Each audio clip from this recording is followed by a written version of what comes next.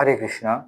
তো আমরা সেদিন আলোচনা করেছিলাম যে ভগবানকে জানার মাধ্যমে আমরা এই জড়জগৎ থেকে উদ্ধার লাভ করতে পারি, জন্ম মৃত্যুর চক্র থেকে নিস্তার লাভ করে ভগবানের ধামে প্রত্যাবর্তন করতে পারি এবং সুখী হতে পারি। কিন্তু অধিকাংশ মানুষ যদিও জানে যে ভগবানকে জানা অত্যন্ত গুরুত্বপূর্ণ, ভগবানের কথা শোনা অত্যন্ত গুরুত্বপূর্ণ, তারপরেও আমরা আগ্রহ পাই না এবং ভগবানকে জানতে পারি না। তো এর কারণ কি? ভগবান শ্রীমদ্ ভগবদ গীতার 7ম অধ্যায়ের 13 নং শ্লোকে বলেছেন, त्रिभिर्गुणमयैर्भावैर्यभि सर्वं निरामृतं मोहितं न विजानाति মামেভ্যো পরমভয়ম। অর্থাৎ জড়জগতের 3টি গুণের দ্বারা আবদ্ধ হয়ে সমস্ত জগৎ সকল গুণের অতীত ও পরম অভয় আমাকে জানতে পারে না।